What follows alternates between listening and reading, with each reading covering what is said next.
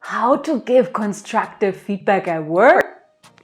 That's easy peasy, lemon squeezy. Check out the next minutes and find out how you can do it in 3 simple steps. Number 1, build trust. Number 2, structure your feedback. And number 3, encourage. That sounds interesting to you? Awesome! Then stay tuned for the next minutes and enjoy the conversation.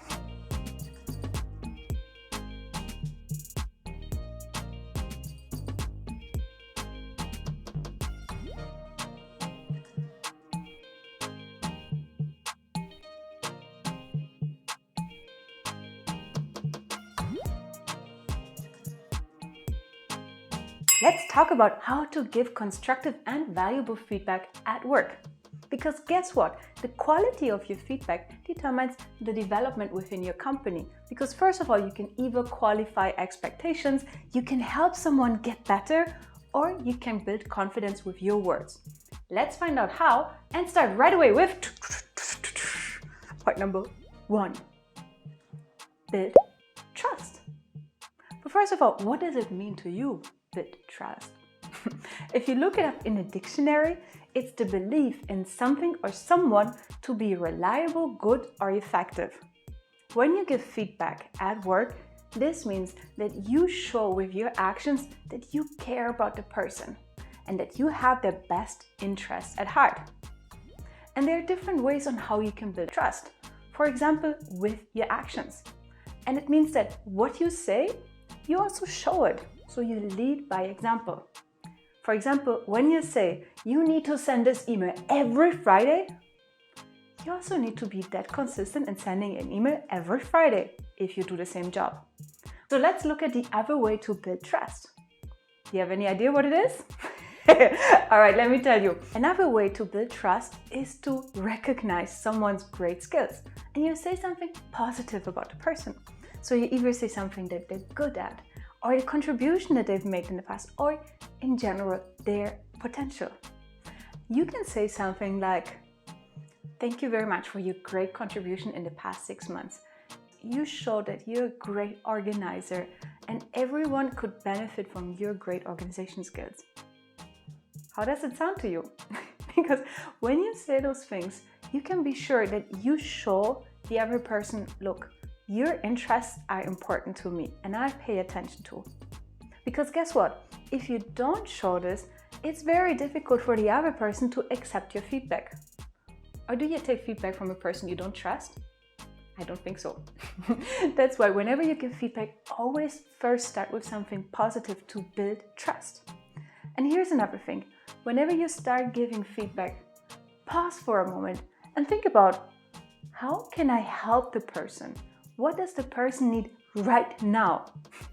And then you can decide if you give superficial or more in-depth feedback.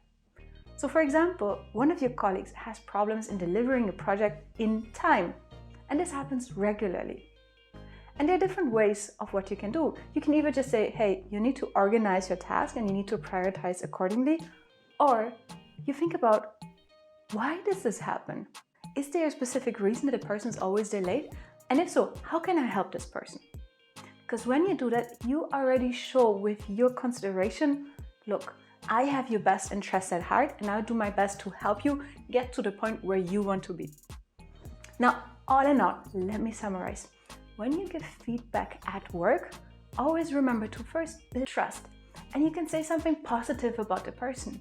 Because when you do that, you show the other person, look, I care about you and I want you to succeed. Because when you make that positive statement, the person is more likely to listen to you. Let's move on to point number 2. Structure your feedback. What does that mean? Of course, it means that whenever you give feedback or evaluate someone, you always follow a specific pattern. And this pattern is, what do you see? What are the implications of it? And what is your recommendation? So this means, for example, when you give feedback, I've noticed that you're using a lot of arms when you speak about the results. But in this case, I have the impression that you're not confident yourself about the results.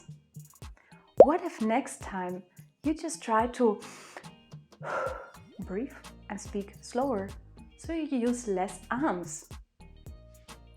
How does it sound to you?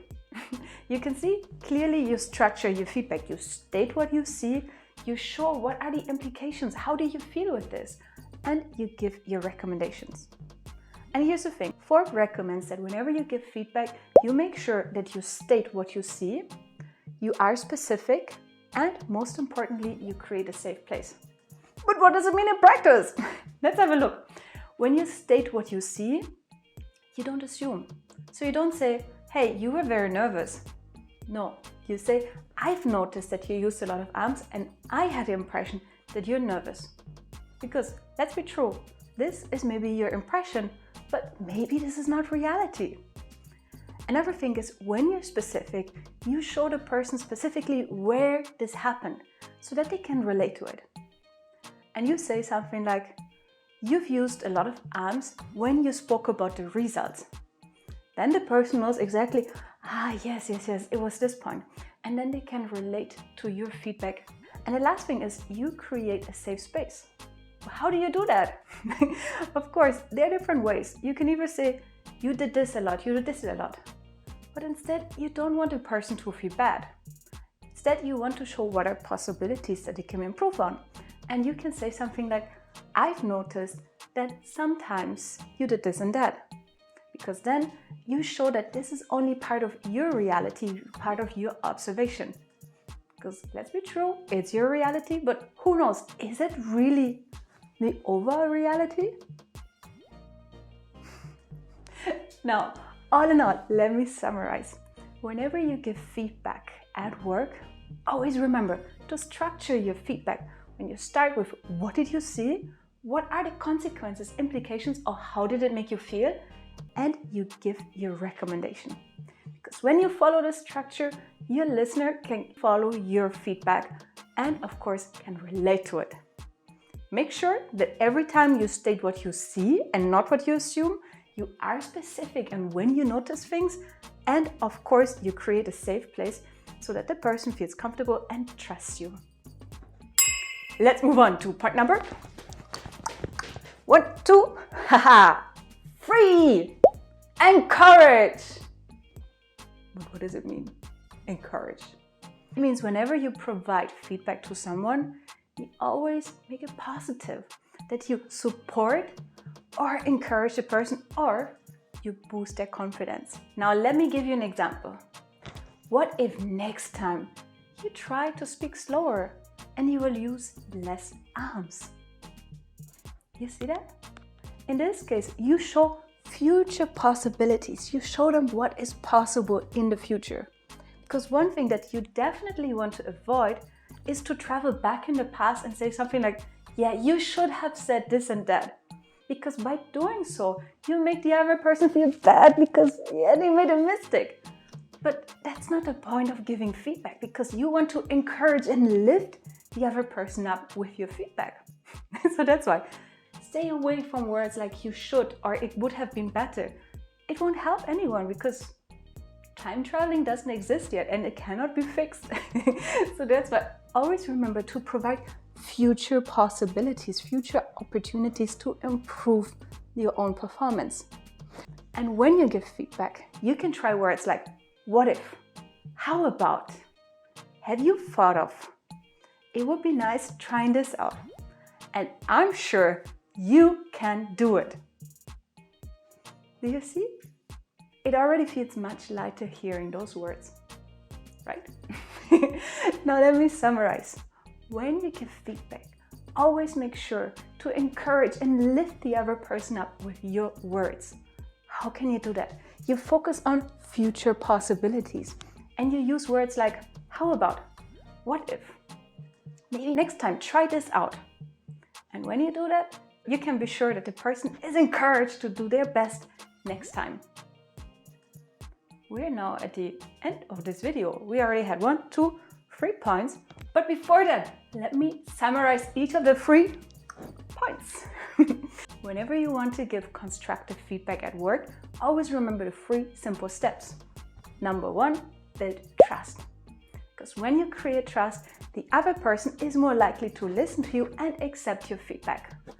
How can you do that?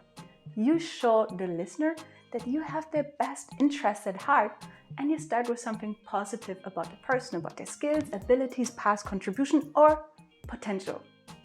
When you do that, they will be more likely to listen to you. Step number 2, structure your feedback. How do you structure it? You start with, what do you see? What are the implications? And what is your recommendation?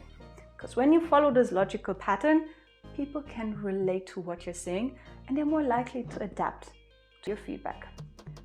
Point of caution, whenever you give feedback, focus on what you observe and not what you assume. Focus on something specific. When did it happen? So the person can relate to it.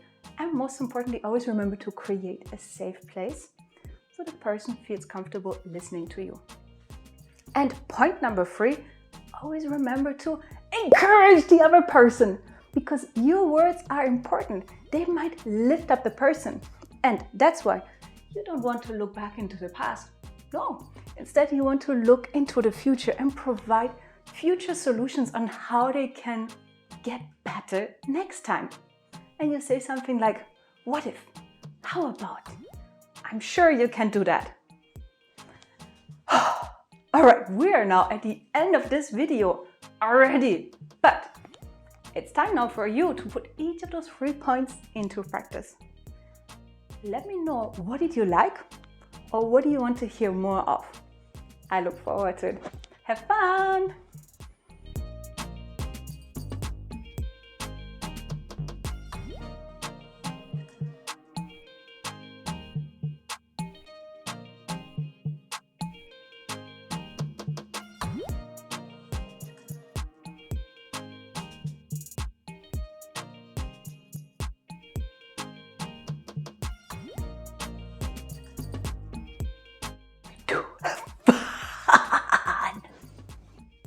That was a wrong video. Oops.